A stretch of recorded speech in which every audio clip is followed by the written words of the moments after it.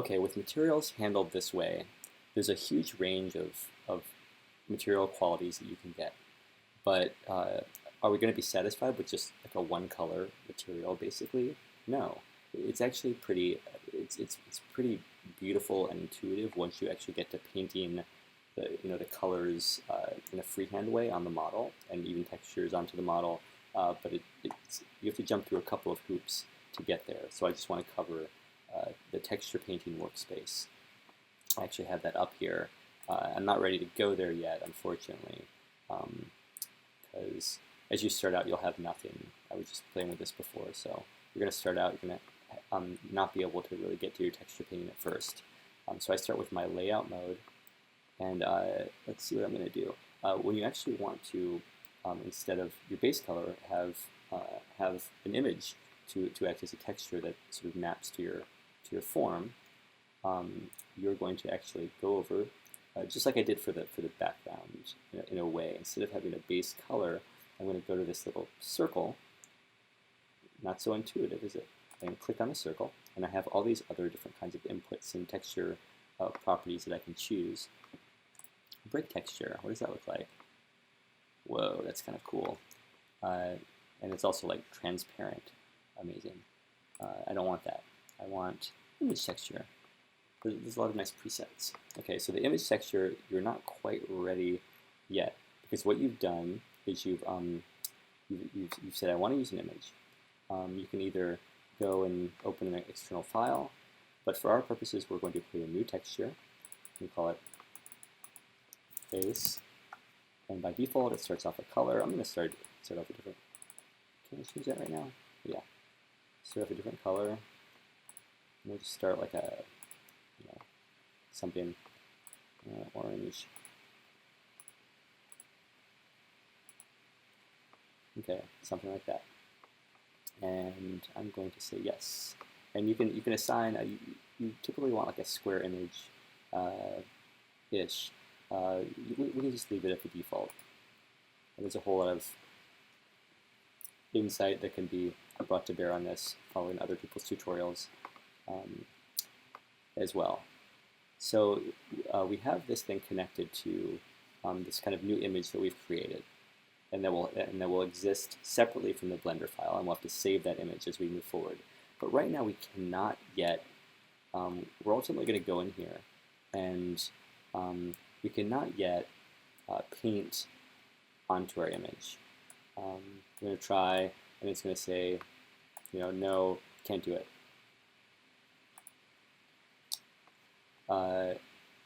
It's not telling me anything right now, so don't worry about that. But the first step is I'm going to actually, I need to reset my, I'm going to at least turn off the transmission. This is not really helping me talk to you about the texture. Goodbye transmission, that's what it does now. Okay, so it's resetting to just a basic color. So what I need to do first, I've connected it to this new image that I created. This new image is going to kind of like lay over or wrap around the 3D mesh. As if it's a kind of sheet, contoured to the head, or like a mask or something. But I need to sort of tell it how I want the 2D image to lay over the 3D form. And there's a whole kind of workspace for this called the UV editing workspace. And you can also, if that doesn't appear because you've been working in the sculpting mode preset, and that doesn't appear there, you can click the plus button, general, get to the texture paint and the UV editing. But you have to do one thing in the UV editing mode. And for you, if you just started, you're going to see the black, nothing here on this left panel, or the black image that you just created. And I'm sorry, not the black, but whatever colored image you just created. So I have my image here. And what you want to do, and you're going to see nothing else here. It'll just be like this image maybe, and it doesn't matter. But what you want, all you have to do is, this is the edit mode, and you just want to highlight all of your vertices, and you just want to do this. Go up to the UV menu, and this is how you tell it to unwrap the three-dimensional form so that it overlays over the two-dimensional image. as if you were cutting the side of a cardboard box and laying it out flat, so that we can determine how this flat image will map to the sides when it folds back. So you're going to unwrap, UV unwrap the object, and you can tell it how to kind of interpret that. You can spend a lot of hours kind of doing this and noodling with this, but we're going to just say sphere projection. The head's basically a sphere, and we just do that once, and we can get out of this more complex mode of working into the texture paint, okay? And so now that we're in texture paint, it should work to actually begin using our tools, our brush tool, our paint bucket tool, the fill tool. We have clone stamp, we have smear, soften, and you have this great ability to use your, pressure sensitivity if you have a Wacom tablet at home. So you can kind of go in. You can get to your brush properties, change your settings with radius and strength. Settings up here. The color should be up here too. Yeah. I'm not saying, if instead of my brush, I'll see the color as well that I'm painting with. So at this point, you should be able to actually just paint directly on your model or directly onto the image that it's mapping to. You kind of see the relationship. You don't need to stick with the flat because it's not really going to help to paint on there. But you just spend some time painting with the touch responsiveness, zoom in, and you just go to town. Up here, you also have the brush settings. So like the brush settings are available here, and it's all the same thing. Turn on pressure sensitivity if you want to, and strength, pressure sensitivity for radius, and also for the strength, kind of opacity really. And I don't know why I'm doing that color at all, but you can kind of go around, and you don't really have to do much with this. But one thing you will have to remember to do, and this is really annoying to me, but when you've made a lot of edits to your texture paint, what it's doing is it's changing this flat image. So you can go here and save, and you'll have to keep this external file associated with or somehow available to your Blender file in order to keep this this texture painting. So make sure to copy everything to the same folder or directory. I don't know, it's just slowing down so much. In the classroom computers, you won't have as much of a problem. But I was thinking, if you want to actually do this in a intentional way, you might actually want to expand this a little bit. And so this is the 3D viewport simply, and down here you have object mode, edit mode, and then down here is texture paint. So if you, for instance, wanted to go into your layout mode and then just go into texture paint, you do it that way too. I don't know if I want, and you can actually see your texture in all three of these views. Strangely, you can paint with your texture in the simple solid view, and it should go quickest here. It has to do very little work. Here, I don't know how it's dealing differently here, but here is just a simple rendering of the solidity of the form. And you might find that if you have it at a weird angle, you're painting, it's like you're spray painting across, and you're hitting some of the back of the form. Also, things will go a little wonky, you'll accidentally you'll be tagging a different part of the model than you expect to be tagging, and there's a lot of weirdness that comes out of just how the UV unwrap has kind of unpacked or unfolded this three-dimensional object on the two-dimensional surface.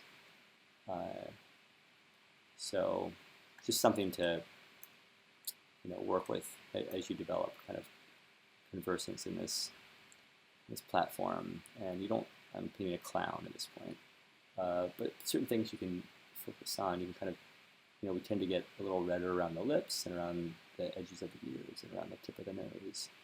So you can attend to that stuff. The skin sort of gets a little bluer. You don't have to paint in it. Remember that you don't have to paint in the shadows or any of that stuff really, because that's going to be accomplished by the light source hitting the form. I'm getting a little bit of a clownish head here. Oh, you can also, what I wanted to show you is by expanding this, is you can do the symmetry, the x-axis symmetry again, which might be really handy here. Save you some time.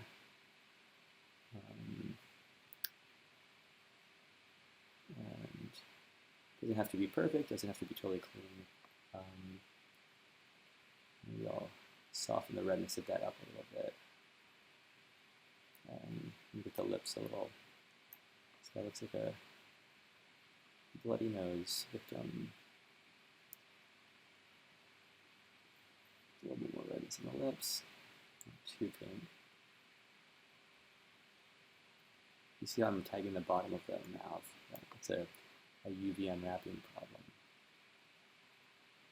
It should be hitting the section, so it's something you could actually fix by working on in the UV editing workspace, but we won't get into that today. Okay, there's something, not great, but it's something. What you're going to see is things move into the render preview. It's going to start looking a little bit better. Maybe not. It looks a little wonky.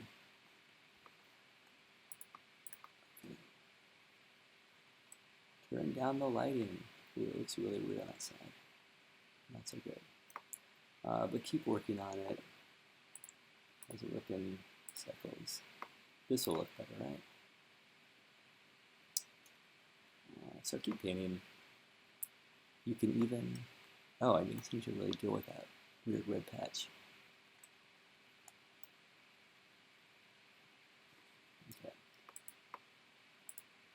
You can even do some things with, go back into solid mode, correct this a bit. Texture paint tool.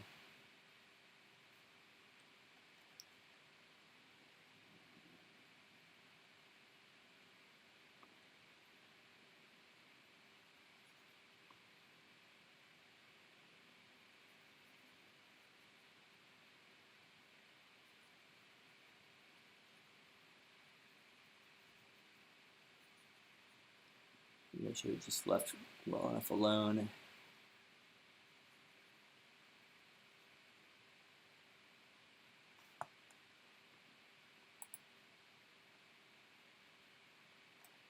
Still clownish. Things are blending strangely. Maybe I should be working more opaquely.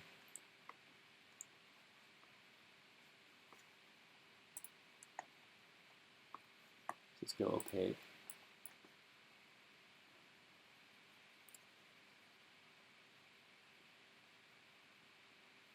Trying to be fancy, I usually work pretty opaquely. Maybe that's the ticket here. Not so good.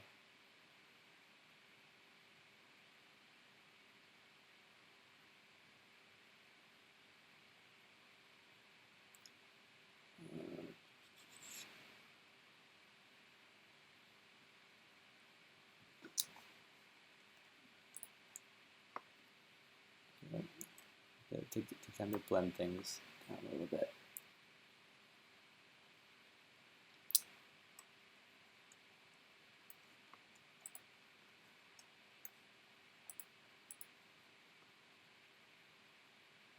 And again, if you want to increase your brush size, F. Maybe I'll just. You also save your colors.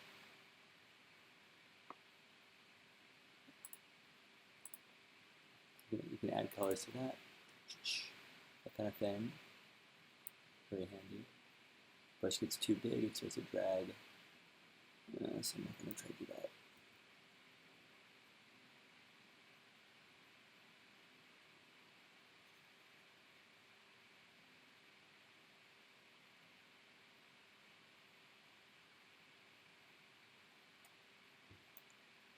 Well, that's not really working symmetrically. This has something very different on there before.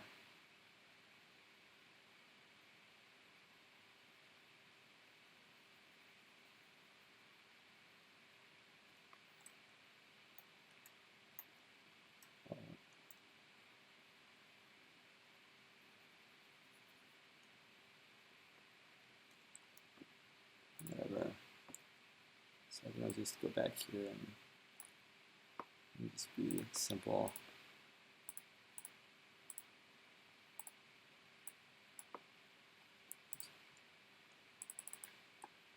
Just paint the whole thing.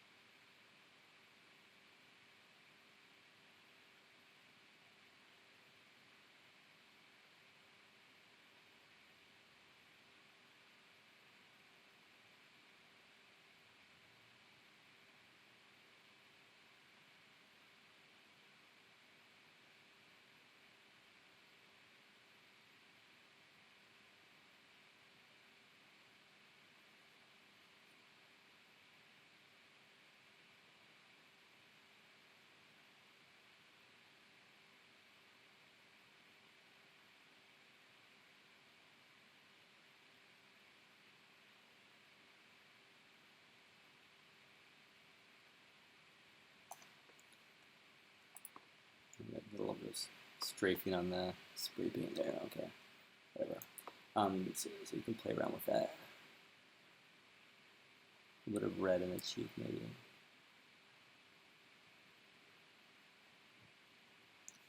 Clownish again.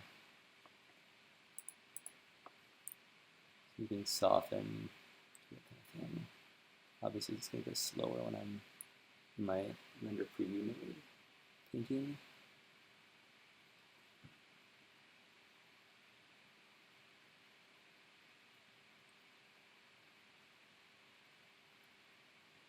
We can smooth things down.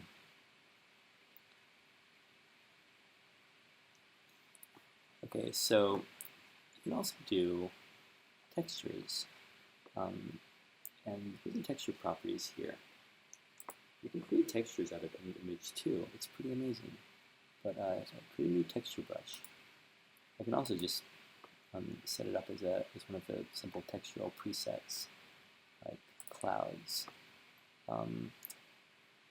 Dimension is a popular one for just creating simple texture. If I want like just a little bit of a suggestion of skin texture or something like that, I can create that. And then when I go into my brush, down below the color, I can keep the color whatever I want, but down here in texture, it will automatically take on the brush I just created. So maybe I want a little bit of suggestion of a 5 o'clock shadow or something like that. I should probably turn that on, turn up the brush a little bit here. It doesn't want to handle my larger brush. 5 o'clock shadow, maybe a little bit of this brush isn't happy. Down brush, go down.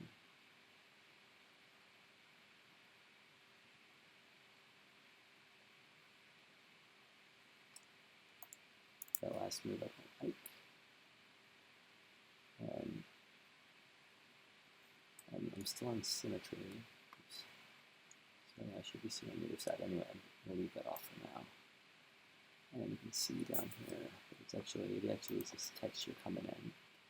You can scale up the size of the texture as much as you want.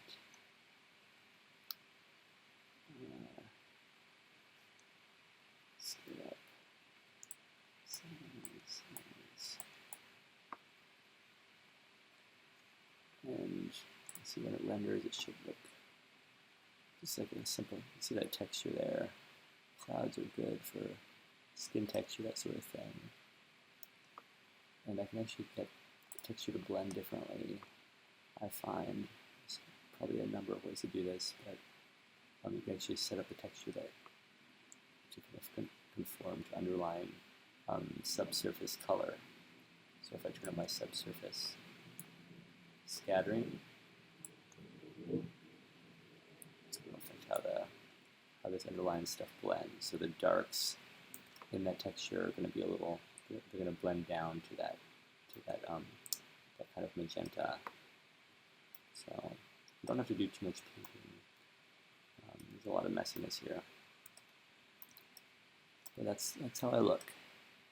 There's a lot you can do with the texture. You can create your own.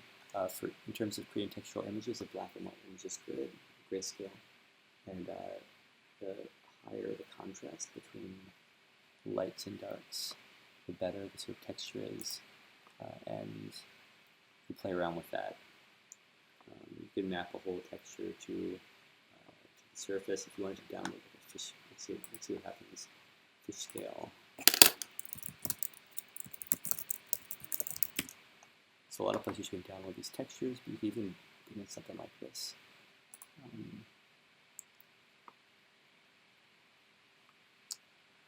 Let's even try this. What happens? Save in Jazz, Blender projects.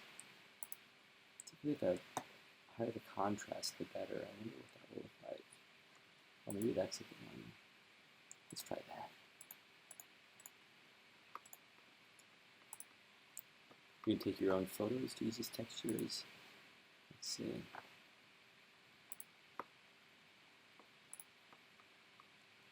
Now, image or movie.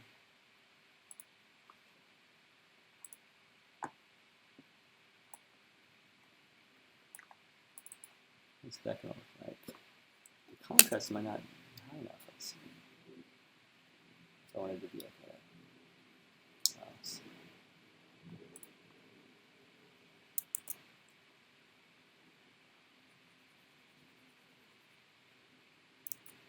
What I'm doing wrong here. To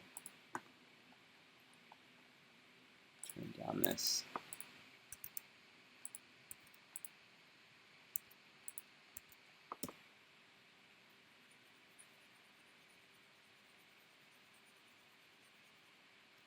Give me some kind of fish scale. 0.5.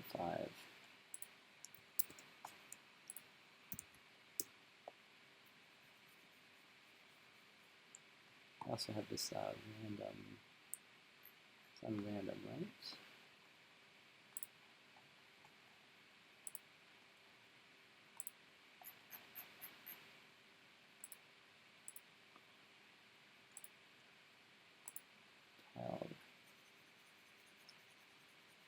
That's the default, actually. Tile is even better.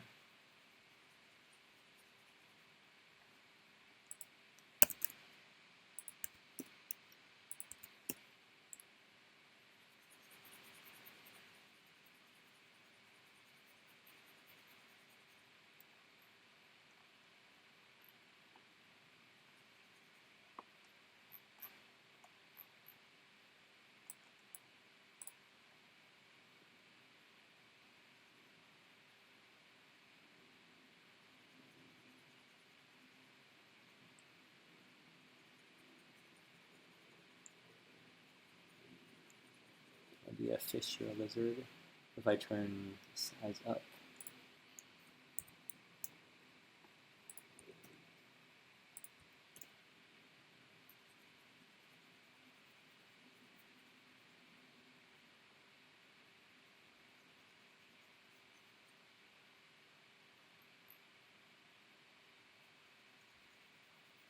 The smaller?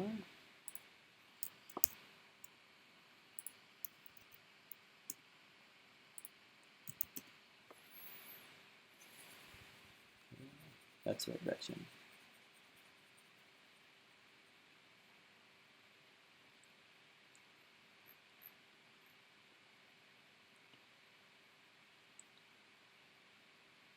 Oh, let's see if I zoom out. Let's see. This scaling up as I zoom. Whoa. Okay, that's funky.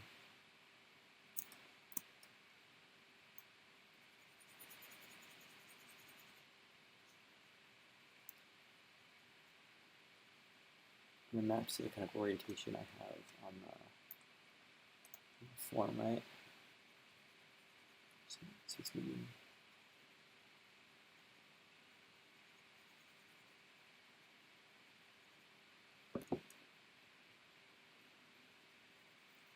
This is becoming too long. Tutorial, let's just leave it there. What's that going to look like? Crazy. On top of that, there are all these different shaders that can be applied to this kind of stuff. like how it where the light reflects, like where it is glossy, where it's matte. There's a bump map that's really easy to apply, but we get into nodes, which becomes a more difficult problem. So look at that, it's so strange, kind of beautiful. I'm in like Dragonland here. There's a lot that can be done with textures. Yeah, for me, it's always this fun discovery. Just playing around. Is the texture not? Oh yeah, so there's issues with the texture applying here. Oh, I know. I'm worried that by switching to my other render engine, to lose my image. You have to, strangely, I think in cycles, you have to make sure you save your updated texture image, and then maybe just change it to a different render engine at all. You'll have trouble, but now it should be reflected. There we go. It's one of those other little quirks. How is that going to look when it's animated then? Insane. And how is the texture going to kind of map to the, pretty nice, huh? I didn't really animate this. And this is where you render it and just really see it in real time. Next up, I'll talk a little bit about lighting and about the camera, and then about rendering things out.